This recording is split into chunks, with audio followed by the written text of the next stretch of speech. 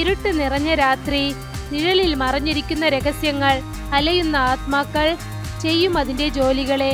ചുവന്ന റോസാപ്പൂവിൽ നിറഞ്ഞിരിക്കുന്ന രക്തം. ഒന്നും അറിയാത്തവൻ അല്ലെങ്കിൽ കാണാതായവൻ. സമൂഹം മാത്രമാണ് ബാക്കിയുള്ളത്. സ്നേഹവും പേടിയും നിറഞ്ഞ ഒരു അറിയപ്പെടാത്ത കളി വീഥികളിൽ കേൾക്കാൻ പോകുന്നു. ഹൃദയമിടിക്കുന്ന ശബ്ദം. അങ്കിത്ത് തന്റെ പെന്റ് ഹൗസ് ബെഡ്റൂമിൽ ഉണർന്നു. റൂം കടലിന്റെ കരയിൽ മുംബൈയിലാണുള്ളത്. പിന്നെ പുറത്ത് നീല നിറത്തിലുള്ള വെള്ളം കാണാൻ സാധിച്ചു. അദ്ദേഹം തന്റെ പുതപ്പ് മാറ്റിയിട്ട് ഫോൺ തന്റെ കയ്യിലെടുത്തു. ഫോണിൽ അദ്ദേഹത്തിന്റെ ഫ്രണ്ട് ശിഖർ മെസ്സേജ് അയച്ചിരിക്കുകയാണ്. വാലന്റൈൻസ് ഡേക്ക് എന്താണ് നിന്റെ പ്ലാൻ? നമ്മൾ ഡോൾനട്സ് വാങ്ങിക്കാൻ പോകാമോ? അങ്കിത്ത് ചിരിച്ചു. എന്നിട്ട് കിച്ചൺ കൗണ്ടറിലുള്ള കോഫി കപ്പ് അദ്ദേഹം എടുത്തു. അതിനുശേഷം അദ്ദേഹം പുറത്തേക്ക് വന്നു. അങ്കിത്ത് ഷർട്ട് ഇടാതെ ടെറസിലേക്ക് ചെന്നു. കയ്യിൽ ഒരു കോഫി കപ്പോടെ അദ്ദേഹം ഒരു സിപ്പ് കുടിച്ചു. എന്നിട്ട് ഫോണിൽ മെസ്സേജ് ടൈപ്പ് ചെയ്തു. Dispatch tonight. അദ്ദേഹം മെസ്സേജ് അയച്ചു. എന്നിട്ടൊരു റെക്ലൈനറിൽ ഇരുന്നു. പുറത്ത് ആ ഭംഗിയുള്ള വീവ് നോക്കിയിരുന്നു. എന്നിട്ട് കോഫി കുടിച്ചുകൊണ്ട് ചിരിച്ചു. അപ്പോഴാണ് അദ്ദേഹത്തിന്റെ ഫോൺ റിംഗ് ആയത്. ഉടനെ അങ്കിത് കോൾ അറ്റൻഡ് ചെയ്തു. മറ്റൊരു വശത്ത് ഇൻസ്പെക്ടർ ഡാർവിൻ പോലീസ് സ്റ്റേഷനിൽ തന്റെ ടീമിനെ വിശദീകരിക്കുകയായിരുന്നു. അദ്ദേഹം അവരോട് പറയുന്നു, നാട് മുഴുവൻ ഇപ്പോൾ ചില കിഡ്നാപ്പിംഗ് കേസ് നടന്നുകൊണ്ടിരിക്കുകയാണ്. ചില സ്ഥലങ്ങളിൽ യങ് കോളേജ് ഗേൾസ് പെട്ടെന്ന് കാണാതാകുന്നു. യാതൊരു തെളിവുമില്ല, ഒരു റാൻഡം കോളുമില്ല. പെട്ടെന്ന് കാണാതാകുന്നു. ടേബിളിൽ വലിയ വലിയ ബോക്സ് ഫയൽസ് ഉണ്ടായിരുന്നു. അത് ആ കേസിന്റെ സീരിയസ്നെസ് കാണിക്കുന്നു. ഇന്നു മുതൽ നമ്മളാണ് ഈ കേസ് ഹാൻഡിൽ ചെയ്യാൻ പോകുന്നത്. ഇതിന്റെ ഫയൽസ് കോപ്പീസ് നിങ്ങളുടെ ടേബിളിലാണ് ഉള്ളത്. നിങ്ങൾക്ക് എന്തെങ്കിലും ക്വസ്റ്റ്യൻസ് ഉണ്ടോ? സർ ഞാൻ നോക്കിയതിൽ എത്ര പെണ്ണുങ്ങൾ കാണാതായിട്ടുണ്ടോ അവരുടെ വയസ്സ് 18 മുതൽ 20 ആണെന്ന് കാണിക്കുന്നു സർ. ഇതൊരു പ്രോബബിൾ പാറ്റേൺ ആയിരിക്കുമോ, അല്ലെങ്കിൽ ജസ്റ്റ് ഒരു കോഇൻസിഡന്റോ? എനിക്ക് എന്താ തോന്നുന്നു വെച്ചാൽ ഇതൊരു പാറ്റേൺ ആണ്. ഇത് പറയുന്നതിന് സോറി സാറേ, പക്ഷേ ഞങ്ങൾക്ക് ഈ കേസിന്റെ റൂട്ട് കാസ് മനസ്സിലായിട്ടില്ല. അതുമാത്രമല്ലാതെ ഇന്നൊരു കാര്യം അറിയില്ല. ഈ എല്ലാ കിഡ്നാപ്പിങ്ങും ഒരാളിന്റെ താഴെ നടക്കുന്നു, അല്ലേ ഇവരെല്ലാവരെയും കിഡ്നാപ്പ് ചെയ്തത് വേറെ ഒരാൾക്കാരോ? ഈ കാര്യത്തിന് അറിയാതെ ഏതൊരു ഡിസിഷനും എടുക്കുന്നത് ശരിയെന്ന് എനിക്ക് തോന്നിയിട്ടില്ല. നിങ്ങൾ പറയുന്നത് ശരിയായിട്ടുണ്ടാവും. അതുകൊണ്ടാണ് ഈ കേസിന് വേണ്ടി നിങ്ങൾ രണ്ടുപേരെയും ഞാൻ ഹയർ ചെയ്തത്. എനിക്ക് മുഴുവൻ വിശ്വാസമുണ്ട് നമ്മൾ ഈ കേസിനെ വളരെ വേഗത്തിൽ എക്സ്പോസ് ചെയ്യാൻ പോകുന്നത്. 2 ഇൻസ്പെക്ടേഴ്സും അവരുടെ വിശ്വാസം കൈമാറി. അവർ രണ്ടുപേരും ശരിയെന്ന് സമ്മതിച്ചു. എന്നിട്ട് അവിടെ നിന്നും പോയി. അങ്കിത് തന്റെ സൂപ്പർ കാർ ഓടിച്ചുകൊണ്ട് റോഡിൽ പോവുകയായിരുന്നു. അപ്പോഴാണ് അദ്ദേഹത്തിന് കോൾ വന്നത്. അദ്ദേഹം ആ കോൾ റിസീവ് ചെയ്തു. Sir, doughnuts arrived. ട്രാൻസ്ഫർ ചെയ്യാൻ ഏർപ്പാട് ചെയ്യൂ. നമ്മളുടെ ക്ലയന്റ് വെയിറ്റ് ചെയ്യുന്നുണ്ട്. Okay sir. Ankit call disconnect ചെയ്തു. എന്നിട്ട് വേഗം തന്റെ ഓഫീസിലേക്ക് ചെന്നു. അവിടെ നിന്നുകൊണ്ടിരുന്ന ആളുടെ കയ്യിൽ താക്കോൽ നൽകി. എന്നിട്ട് തന്റെ ഓഫീസിലേക്ക് ചെന്നു. അങ്കിത് തന്റെ ക്യാബിനിൽ ഇരിക്കുകയായിരുന്നു. അപ്പോഴാണ് അദ്ദേഹത്തിന്റെ HR മാനേജർ ഒരു പുതിയ റിസ്യൂമോട് കൂടി വന്നത്. അങ്കിത് പുതിയതായി ഒരു HR മാനേജറെ തേടിക്കൊണ്ടിരിക്കുകയാണ്. പിന്നെ HR അദ്ദേഹത്തിന്റെ കയ്യിൽ ഫയൽ കൊടുത്തു. സർ, നിങ്ങളുടെ PAയുടെ ഓപ്പണിംഗിന് വേണ്ടി ഒരുപാട് ഫയൽസ് വന്നിട്ടുണ്ട് സർ. പക്ഷെ അതിൽ ഈ പെൺകുട്ടി വളരെ നന്നായി ഫിറ്റ് ആകുന്നു. അങ്കിത് ആ റിസ്യൂം നോക്കി. അപ്പോൾ പെട്ടെന്ന് അദ്ദേഹത്തിന്റെ മനസ്സിൽ കടന്ന കാലത്തുള്ള ഒരു കാര്യം ഓർമ്മ വന്നു. ഇത് അതേ പെൺകുട്ടിയാണ്. അവളെ അങ്കിത് കുറച്ചു ദിവസത്തിനു മുൻപ് ക്ലബിൽ വെച്ച് കണ്ടു.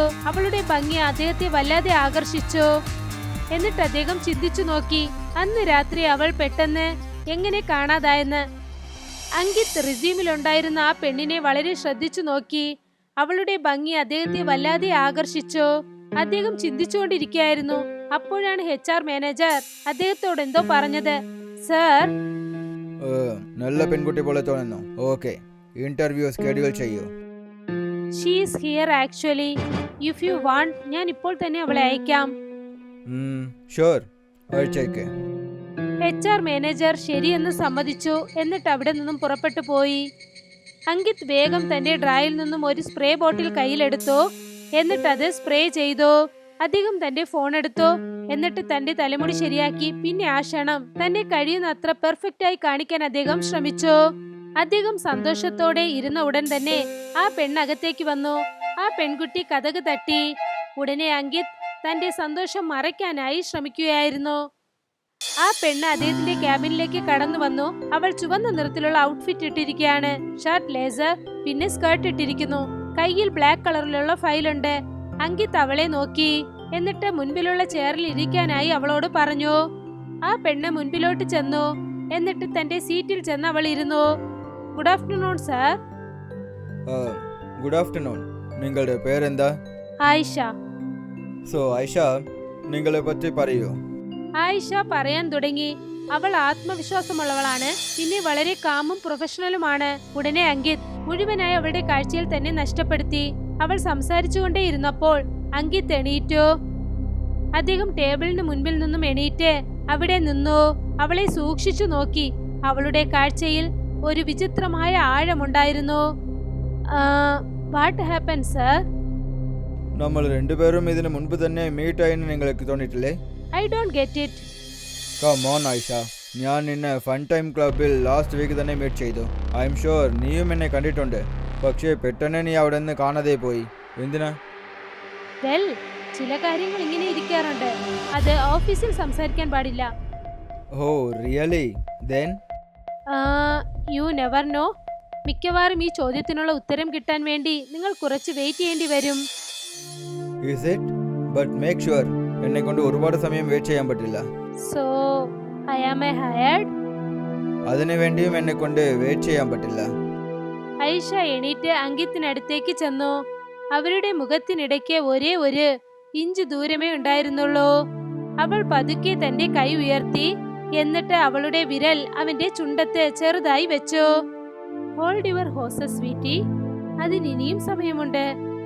ആയിഷ തന്റെ ഫയൽ എടുത്തു. എന്നിട്ട് പോകാനൊരുങ്ങി. പക്ഷെ അങ്കിത് അവളെ തടഞ്ഞു നിർത്താനായി അവളുടെ പേര് വിളിച്ചു. By the way Ayesha, turn back. By the way, what are your plans in this Valentines? Ayesha തിരിഞ്ഞു നോക്കി ചെറുതായെന്ന് ചിരിച്ചു. എന്നിട്ട് അവിടെ നിന്നും പോയി. അങ്കിത് വളരെ സന്തോഷിച്ചു. സന്തോഷം കൊണ്ട് സഹിക്കാനാവാതെ തന്റെ ചുണ്ടധികം കടിച്ചു. ഒരു വെസ്റ്റ് പോർട്ട് ഹൈപ്പർ കാണപ്പെട്ടു. ട്വൈൻസ് വെയിറ്റ് ആയ ഷിപ്പിൻ കണ്ടെയ്നർ പൊക്കിയെടുത്തു. എന്നിട്ടത് കാർഗോ ഷിപ്പിൽ ലോഡ് ചെയ്യുകയാണ്. ഒരു വയസ്സായ ആള് ഹർഷത്. അദ്ദേഹം ബോയിലർ സ്യൂട്ട് ഇട്ടിരുന്നു. വായിൽ സിഗരറ്റോടുകൂടി ഈ പണികൾ ചെയ്തുകൊണ്ടിരുന്നു. ഒരു വർക്കർ അദ്ദേഹത്തിനടുത്തേക്ക് വന്നു. സർ, സാധനങ്ങളൊക്കെ ലോഡ് ചെയ്തു. ഷിപ്പ് റിലീസ് ചെയ്യാമോ? വലിയ ആൾക്കാർ എന്താ പറയുന്നതെന്ന് അറിയുമോ? എന്തോ സർ? അതായത് കസ്റ്റമറുടെ സാധനങ്ങളെ ചെക്ക് ചെയ്യണമെന്ന് പറഞ്ഞിട്ടുണ്ട്. അടുത്ത ക്ഷണം തന്നെ ഹർഷത്ത് ഷിപ്പിൽ കയറി. എന്നിട്ട് കണ്ടെയ്നേഴ്സിനെ പരിശോധിച്ചു. അദ്ദേഹം എല്ലാ ദിശയിലും ചുറ്റി നോക്കി. ഇതറിയാനായി, അതായത് എല്ലാം ശരിയായിട്ടുണ്ടോന്ന്. ഒരേ ഒരു കണ്ടെയ്നറിനടുത്ത് ചെന്ന് നിന്നു. അതിൽ എഴുതിയിരുന്നു ഏജ് 18. അദ്ദേഹത്തിന്റെ മുഖത്ത് ചെറിയൊരു പുഞ്ചിരി വന്നു. അദ്ദേഹം ആ കതക് തുറക്കാൻ തുടങ്ങി. അദ്ദേഹം പൂട്ടെടുത്തു. എന്നിട്ട് കതക് തുറക്കാൻ ഒരുങ്ങുകയായിരുന്നു. അപ്പോൾ പെട്ടെന്ന് പുറകിൽ നിന്നും ആരോ പോകുന്നത് പോലെ അദ്ദേഹത്തിന് തോന്നി. ഉടനെ സൂക്ഷിച്ചുകൊണ്ട് ഹർഷത് പുറകിലോട്ട് ചെന്നു. എന്നിട്ട് കണ്ടെയ്നേഴ്സിന് ഇടയിലുള്ള പാതകളിൽ നോക്കാൻ തുടങ്ങി. അദ്ദേഹം തേടി നോക്കി. പക്ഷെ ഒന്നും കിട്ടിയില്ല. അദ്ദേഹം പുറകിലോട്ട് തിരിഞ്ഞു നോക്കിയപ്പോൾ അദ്ദേഹം ഞെട്ടിപ്പോയി. ഒരു പെൺകുട്ടി പ്രേതമായി അവിടെ നിൽക്കുകയായിരുന്നു. അദ്ദേഹത്തിന്റെ കണ്ണിനെ നോക്കിക്കൊണ്ടേയിരുന്നു. അവൾ ചിരിച്ചുകൊണ്ടിരുന്നു. ഹർഷത്തിന്റെ ശരീരം പേടികൊണ്ട് വിറച്ചു. അദ്ദേഹത്തിന് അനങ്ങാനായില്ല. ആ പെണ്ണ് പെട്ടെന്ന് നിലവിളിച്ചു. പെട്ടെന്നൊരു കറുത്ത ദ്രാവകം അദ്ദേഹത്തിന്റെ വായിലേക്ക് വന്നു.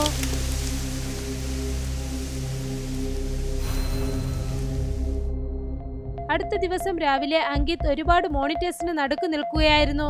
എല്ലാ മോണിറ്റേഴ്സിലും ഒരേ ഒരു ന്യൂസ് ആണ് ഓടിക്കൊണ്ടിരുന്നത്. ആ ശബ്ദമെല്ലാം ഒന്നിച്ചുകൂടി ഒരു വ്യത്യാസമായ ശബ്ദം പുറപ്പെടുവിച്ചു. ഇന്നത്തെ തിടുക്കിടിപ്പിക്കുന്ന ന്യൂസ്, ഡോണറ്റ് ഒന്നിൽ നിന്നും കിട്ടപ്പെട്ട ഒരു മാനേജറുടെ പ്രേതം. എല്ലാ സ്ക്രീനിലും ഒരേ ഒരു പേരാണ് കാണപ്പെട്ടത്, ഡോണറ്റ് 1. അങ്കിത് ശരിക്കും അവിടെ തന്നെ നിന്നുപോയി.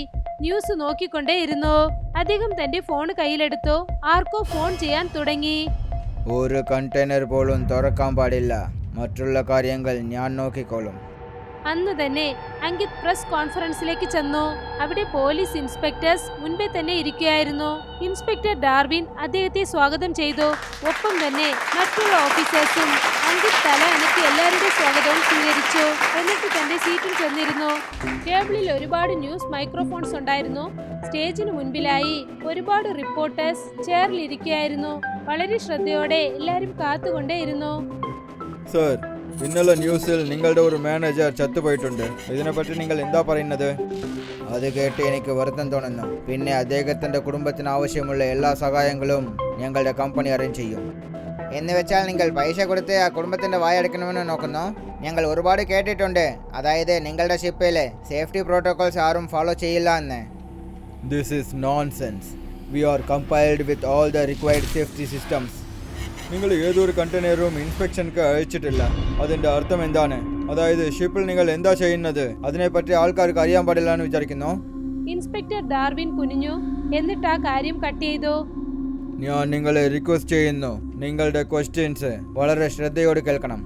ഇത് നേരാണോ? ഒരു ദിവസം വിട്ട് ഒരു ദിവസം നിങ്ങളുടെ വീട്ടിലേക്ക് ഒരു സ്ക്വാഡ് സർവീസ് വരുന്നു. അങ്കിത് ദേഷ്യത്തോടെ തിരിഞ്ഞു. എന്നിട്ട് മുന്നിലേക്ക് നോക്കി. എന്നിട്ട് മൈക്രോഫോണിനടുത്തേക്ക് കുനിഞ്ഞു. No commands.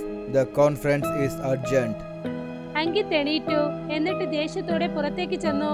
അപ്പോൾ റിപ്പോർട്ടേഴ്സ് അദ്ദേഹത്തെ തടയാനായി ശ്രമിച്ചു. എന്നാലും അദ്ദേഹം അവിടെ നിന്നും പോയി. Sir, sir, sir. രാത്രി അങ്കിത് തന്റെ ക്യാബിനിൽ ഇരിക്കുകയായിരുന്നു. തന്റെ ടേബിളിൽ വർക്ക് ചെയ്യുകയായിരുന്നു. വിടാതെ ടൈപ്പ് ചെയ്തുകൊണ്ടേയിരുന്നു.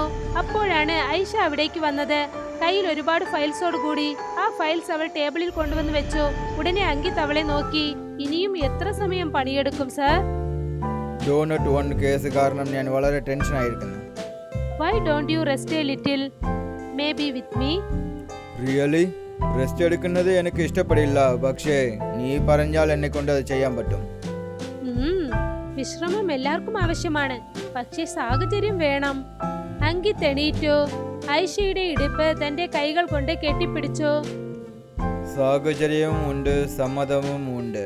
ഇനിയും എന്തിനാണ് ഞാൻ വെയിറ്റ് ചെയ്യേണ്ടത്? വാലന്റൈൻസ് ലീവ് വരുന്നു. Impress me, gift me. എന്ന് വെച്ചാൽ ഇപ്രാവശ്യം വാലന്റൈൻസ് രാത്രി വളരെ ലോങ് ആയിട്ട് ഇരിക്കാൻ പോകുന്നു. Do you think that? Try it. അവരങ്ങനെ സംസാരിച്ചുകൊണ്ടേയിരുന്നു.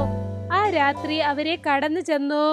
അടുത്ത ദിവസം 2 ഇൻസ്പെക്ടേഴ്സും ഒരു പുതിയ തെളിവോടുകൂടി വന്നു. അത് കാണാതായ പെൺകുട്ടികളുമായി ബന്ധപ്പെട്ടതാണ്. അവരത് ഡാർവിന്റെ കയ്യിൽ കൊണ്ടുവന്ന് നൽകി. അദ്ദേഹം ഓരോ തെളിവുകളും ശ്രദ്ധിച്ചു നോക്കി. അത് അദ്ദേഹം പരിശോധിച്ചു നോക്കിയപ്പോൾ അദ്ദേഹത്തിന്റെ മുഖം വല്ലാതെ സീരിയസ് ആയി. എന്നിട്ട് അദ്ദേഹം അവരോട് ചോദ്യം ചെയ്യാൻ തുടങ്ങി. നിങ്ങൾ എല്ലാ എവിഡൻസും ക്രോസ് ചെക്ക് ചെയ്തോ? Yes sir. ഈ എവിഡൻസ് പിന്നെ ഡീറ്റെയിൽസ് എല്ലാം ചെക്ക് ചെയ്ത് കഴിഞ്ഞു. ഞങ്ങൾ നമ്മുടെ സോഴ്സസിനെ പൂർണ്ണമായും വിശ്വസിക്കുന്നു. She is right sir. എത്ര പെൺകുട്ടികൾ കാണാതെ പോയോ അവരിൽ ഒരു കാര്യം മാത്രം കോമൺ ആയിട്ടുണ്ട് സർ. എന്താ അത്? എല്ലാ പെണ്ണുങ്ങളും ഏതോ ഒരു രീതിയിൽ ഫെമിനിസ്റ്റ് ഫാമിലിയിലുള്ളവരാണ്. അതുമാത്രമല്ലാതെ അവരുടെ ഏജ് ശരിയായിട്ട് 18 മുതൽ 20 ആണ് സർ. പിന്നെ മറ്റൊരു കാര്യം, ഈ പെൺകുട്ടികൾ എല്ലാവരും വികലാംഗരാണ്. What do you think? ഇതിന്റെ പുറകിൽ ആരാണ് ഉള്ളത്? സർ, ഇതെങ്ങനെ പറയണമെന്ന് എനിക്ക് അറിയില്ല. പക്ഷേ നമ്മുടെ സോഴ്സസ് പറയുന്നത് ഇതിൽ ആ അംഗത്ത് ബന്ധപ്പെട്ടിട്ടുണ്ട്. What nonsense sir. നമ്മൾ എല്ലാവർക്കും അറിയും അദ്ദേഹത്തിന്റെ റെക്കോർഡ് ഇതിൽ മോശമായിട്ടുണ്ട്. പക്ഷേ അതിനു വേണ്ടി നമ്മളെ കൊണ്ട് അദ്ദേഹത്തിനെ ഡയറക്റ്റ് ആയിട്ട് സംശയിക്കാൻ പറ്റില്ല. Mind you, he's A powerful മാൻ. ഏതൊരു ആക്ഷനും എടുക്കുന്നതിന് മുൻപ് നമ്മളുടെ അടുത്ത് സ്ട്രോങ് ആയ എവിഡൻസ് എടുക്കുന്നത് ആവശ്യമാണ്. ഡോണറ്റ് 1 അവരുടെ കമ്പനിയുടെ ഓൺ കാർഗോ ഷിപ്പ്. അതിൽ ലാസ്റ്റ് വീക്കാണ് അവരുടെ മാനേജർ കൊല്ലപ്പെട്ടത്. ഹർഷത്? കറക്റ്റ്. അദ്ദേഹം എങ്ങനെ മരണിച്ചതിന് ആർക്കും അറിയില്ല. വാച്ച് ടവർ ക്യാമറ മൂലം മനസ്സിലായി. അതിലൊരു കണ്ടെയ്നറിന്റെ ലോക്ക് അദ്ദേഹം തുറന്നിട്ടുണ്ട്. പിന്നെ ആ ലോക്ക് തിരികെ ഇടാതെ അദ്ദേഹം എവിടേക്കോ ചെന്നു. ലോഗ് ബുക്കിൽ എന്താ അറിഞ്ഞതെന്ന് വെച്ചാൽ സ്ട്രിക്റ്റ് ആയ റെസ്ട്രിക്ഷൻസ് ഇരുന്നതിന് ശേഷവും രാത്രി സമയത്തിൽ ഒരു കണ്ടെയ്നർ അവിടെ നിന്ന് എടുത്തിരിക്കുന്നു. അതുമാത്രമല്ലാതെ അങ്കിത് അദ്ദേഹത്തിന്റെ മർഡർ കേസിനെയും ക്ലോസ് ചെയ്തിട്ടുണ്ട്.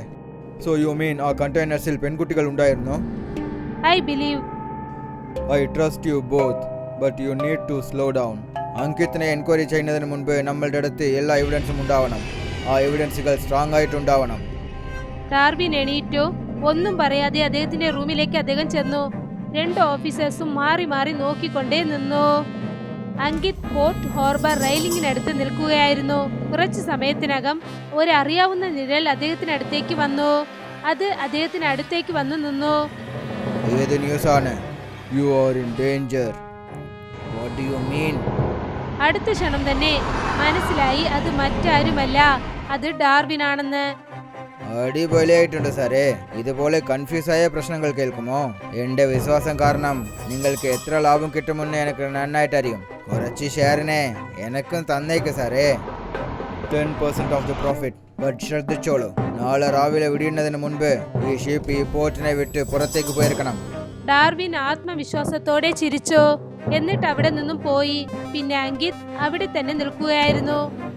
ഡാർവിൻ തന്റെ കാറിനടുത്തേക്ക് വന്നു. അതിൽ അദ്ദേഹം ഇരുന്നു. എന്നിട്ട് അദ്ദേഹം കാർ സ്റ്റാർട്ട് ചെയ്തു. പക്ഷേ എൻജിൻ സ്റ്റാർട്ടായില്ല. അദ്ദേഹം ഒരുപാട് പ്രാവശ്യം ശ്രമിച്ചു, എന്നാലും ആ കാർ സ്റ്റാർട്ടായില്ല.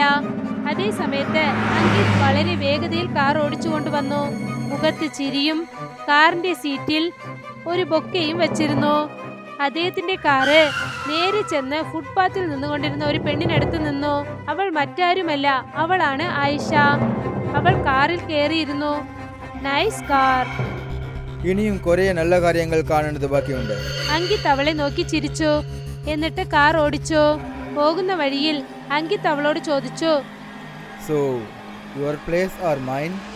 I guess none. എന്ന് വെച്ചാൽ? ആര് വേണമെങ്കിലും വീട്ടിലേക്ക് കൊണ്ടുപോകാം. നിങ്ങൾക്ക് സ്പെഷ്യലായി ഒന്നും ചെയ്യാനാകില്ലേ? ഐ ഗസ് വീടിനേക്കാളും സേഫായ ഒരു പ്ലേസ് ഏതുമില്ല. Playing safe? ആ, നോട്ട് മൈ ടൈപ്പ്. എനിക്ക് റിസ്ക് എടുക്കുന്നതാണ് ഇഷ്ടം. Is it? Let me excite you then. Ankit അവിടെ നിന്നും വണ്ടി പോർട്ടിലേക്ക് തിരിച്ചു വിട്ടു. അദ്ദേഹം പോർട്ടിൽ ചെന്നെത്തി. അവിടെ വളരെ ഭയങ്കരമായ വിചിത്രമായ ഒരു ശാന്തത നിറഞ്ഞിരുന്നു. അദ്ദേഹം തന്റെ വണ്ടി പാർക്ക് ചെയ്തു. ആയിഷയുടെ കയ്യിൽ പിടിച്ചു. അവളെ ഷിപ്പിനടുത്തേക്ക് കൊണ്ടുപോയി. സാഹചര്യത്തിൽ എന്തോ മാറ്റമുണ്ടായിരുന്നു. പക്ഷെ അവർക്കിടയിൽ ഒരു ചെറിയ സന്തോഷം നിറഞ്ഞിരിക്കുകയാണ്. അവർ ഷിപ്പിനടുത്തേക്ക് ചെന്നെത്തിയതും തന്നെ ആയിഷ പെട്ടെന്ന് അദ്ദേഹത്തിന്റെ കൈ വിട്ടു. എന്നിട്ട് അവിടെ നിന്നും ഓടി അദ്ദേഹത്തോട് പിടിക്കാൻ പറഞ്ഞു. അങ്കിത് ചിരിച്ചുകൊണ്ട് അവളെ പിന്തുടർന്ന് ചെന്നു. എന്നിട്ട് വേഗത്തിൽ ഓടാനായി ശ്രമിച്ചു. പക്ഷെ അവൾ വീണ്ടും മാഞ്ഞുപോയി. ശരിക്കും മുൻപത്തെ പോലെ. അദ്ദേഹം പതുക്കെ നടന്നു. പിന്നെ കണ്ടെയ്നേഴ്സിന്റെ ഇരുട്ടുള്ള പാതയിൽ അദ്ദേഹം നോക്കി. അവളെ തേടാനായി ശ്രമിച്ചു. പെട്ടെന്ന് അദ്ദേഹത്തിന്റെ പുറകിൽ എന്തോ ഒരു ശബ്ദം കേട്ടു. കരുതി ഇത് ആയിഷയായിരിക്കുമെന്ന് പുറകിലോട്ട് തിരിഞ്ഞു നോക്കി. എന്നിട്ട് പുറകെ ചെന്നു. പക്ഷെ അദ്ദേഹം ഞെട്ടിപ്പോയി. അവിടെ ഇൻസ്പെക്ടർ ഡാർവിൻ നിൽക്കുകയായിരുന്നു. ആയിഷയുടെ കഴുത്തിൽ പിടിച്ചിരുന്നു. പിന്നെ തോക്ക് അവളെ ഉന്നം വച്ചിരുന്നു. What's wrong with you Dalvi? അവർ എന്നോട് വന്നവരാണ്, അവരെ വിട്ടേക്ക്. സർ, ഇവർ നിങ്ങളോട് വന്നവരല്ല, ഇവർ നിങ്ങളെ കൊല്ലാൻ വന്നിട്ടുണ്ട്. എന്താ പറയുന്നത്? താഴെ നോക്കൂ സാറേ. അങ്കിത് താഴെ കുനിഞ്ഞ് അവിടെ ഉണ്ടായിരുന്ന കത്തിയെ നോക്കി. എന്നിട്ട് അദ്ദേഹം ആയിഷയെ നോക്കി വളരെ ദേഷ്യത്തോടെ. ആരാണ് നീ? ഞാൻ അതേ എഡിറ്ററാണ്, നിന്റെ വുമൺ ട്രാക്കിംഗ് ബിസിനസിന്റെ ആർട്ടിക്കിൾ എഴുതിയവൾ.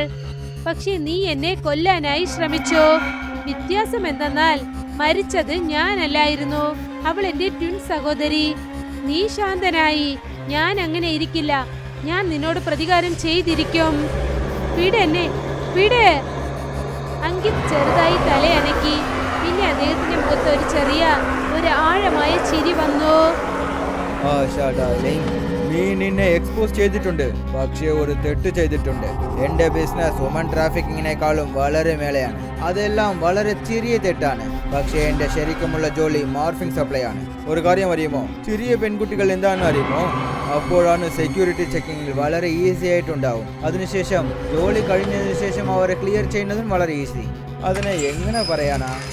ആയിഷ അവനെ നോക്കി. അവളുടെ കണ്ണുകൾ നിറഞ്ഞൊഴുകി. പെട്ടെന്ന് ഡാർവിൻ തന്റെ കാലുകൊണ്ട് അങ്കിത്തിനടുത്തേക്ക് കത്തി വലിച്ചെറിഞ്ഞു. എടുത്തോളൂ സാറേ, ഇവളുടെ കഥ പൂർത്തിയാക്ക്. Sorry sweetheart and wish you a happy Valentine's day. Ankit കത്തിയെടുക്കാനായി താഴേക്ക് കുനിഞ്ഞു. അദ്ദേഹം എണീറ്റ് നിന്നതും തന്നെ അദ്ദേഹത്തിന് ശ്വാസം മുട്ടി. അദ്ദേഹത്തിന്റെ എല്ലുകളൊക്കെ ഉറയാൻ തുടങ്ങി. അദ്ദേഹത്തിന്റെ കണ്ണുകൾ പേടി കൊണ്ട് നിന്നുപോയി. ഡാർവിന്റെ പുറകിലായി സ്ത്രീകളുടെ പ്രേതങ്ങളുടെ കൂട്ടം നിൽക്കുകയായിരുന്നു. അദ്ദേഹത്തിന് നന്നായി കാണാൻ സാധിച്ചു. അദ്ദേഹത്തിന്റെ കൈകൾ പേടിച്ച് വിറയ്ക്കാൻ തുടങ്ങി. പിന്നെ അദ്ദേഹം ഈ ഭയങ്കരമായ കാഴ്ച കണ്ടിട്ട് ഞെട്ടിപ്പോയി. എന്തു പറ്റി സാറേ? ഇവളെ കൊന്നേക്ക്. ഡാർവിൻ ശ്രദ്ധിച്ചു. അങ്കിത്ത് പുറകിലോട്ട് നോക്കുകയായിരുന്നു. ഡാർവിൻ തിരിഞ്ഞു നോക്കിയതും ഒരു നീളമായ ട്വൈൻ ബുക്ക് താഴേക്ക് വന്നു. അത് ഭയങ്കരമായ വേഗതയിൽ വന്ന് അദ്ദേഹത്തെ കുത്തിക്കീറി. എന്നിട്ട് അദ്ദേഹത്തെ കാറ്റത്ത് പൊക്കിക്കൊണ്ടുപോയി. അങ്കിത് പേടിച്ച് അവിടെ തന്നെ നിൽക്കുകയായിരുന്നു. അദ്ദേഹത്തിന്റെ ശരീരം നിലച്ചിരിക്കുകയാണ്. പിന്നെ പേടി അദ്ദേഹത്തിന്റെ ശരീരത്തിലുണ്ട്. ആയിഷയും വളരെ കഷ്ടപ്പെട്ട് മനസ്സിലാക്കാൻ ശ്രമിച്ചു, അതായത് അവൾ എന്താണ് കാണുന്നതെന്ന്. പ്രേതങ്ങളായ പെണ്ണുങ്ങളുടെ കൂട്ടം അങ്കിത്തിനെ നോക്കി പോവുകയായിരുന്നു. എന്നിട്ട് അദ്ദേഹത്തെ ചുറ്റിപ്പിടിച്ചു. അവരുടെ ദേഷ്യം ഭയങ്കരമായിരുന്നു. ഏതോ ഒരു സത്യം നിലനിർത്താൻ ഒന്നിച്ചതുപോലെ ശരിക്കും ഒരു തീരുമാനം എടുക്കാൻ പോകുന്ന സമയം. എന്നെ വിട്ടേക്ക്, വിട്ടേക്ക്. അടുത്ത ദിവസം ഒരു ഭയങ്കരമായ കാഴ്ച കാണപ്പെട്ടു. അങ്കിത് പിന്നെ ഡാർവിൻ രണ്ടുപേരും അതേ ഇൻഡസ്ട്രിയൽ ട്രെയിൻ ബുക്കിൽ തൂങ്ങിക്കിടന്നു. അത് അവരുടെ ശരീരത്തെ കുത്തി കീറിയിരുന്നു. പിന്നെ അവരുടെ ഡ്രസ് രക്തം കൊണ്ട് നിറഞ്ഞിരുന്നു. അവരെ ചുറ്റി സ്ത്രീകളുടെ മരിച്ചുപോയ ബോഡി ഉണ്ടായിരുന്നു. അത് കണ്ടെയ്നറിൽ നിന്നും എടുക്കപ്പെട്ടു. ഡാർവിന്റെ ഓഫീസേഴ്സ് അടുത്തു നിൽക്കുകയായിരുന്നു. ഞെട്ടിപ്പോയിരുന്നു. ഈ ഭയങ്കരമായ കാഴ്ച കണ്ടിട്ട് അവർ സ്തംഭിച്ചു പോയിരുന്നു. പ്രസിദ്ധനായ ഇൻഡസ്ട്രിയലിസ്റ്റ് അങ്കിത് ജായുടെ ഷിപ്പിൽ അദ്ദേഹത്തിന്റെ മർമ്മമായ മരണം, അദ്ദേഹത്തോടൊപ്പം ഇൻസ്പെക്ടർ ഡാർവിന്റെ പ്രേതവും കിട്ടി. വിചാരണ മൂലം പറയപ്പെടുന്നതെന്തെന്നാൽ കഴിഞ്ഞ കുറച്ച് ദിവസങ്ങളായി പെൺകുട്ടികൾ കിഡ്നാപ്പ് ചെയ്തതിന് കാരണം ഇവർ രണ്ടുപേരാണെന്ന് അറിയപ്പെടുന്നു. സത്യം എന്താണെന്നാൽ ഈ വികലാംഗരായ പെൺകുട്ടികളെ ഡ്രഗ്സ് കടത്താനായി ഉപയോഗിച്ചിരിക്കുന്നു. ഒരു നല്ല കാര്യം എന്തെന്നാൽ ഷിപ്പിൽ നിന്നും ഒരുപാട് പെണ്ണുങ്ങളെ ജീവനോടെ രക്ഷിച്ചിരിക്കുന്നു. പോലീസ് ഡിപ്പാർട്ട്മെന്റ് ഈ കാര്യം വളരെ ശ്രദ്ധാപൂർവം വിചാരണ ചെയ്യുന്നു. ഈ കടത്തൽ കേസിനെ കുറിച്ചുള്ള ഓരോ അപ്ഡേറ്റും മനസ്സിലാക്കാനായി തുടർന്ന് നോക്കൂ ന്യൂസ് 420.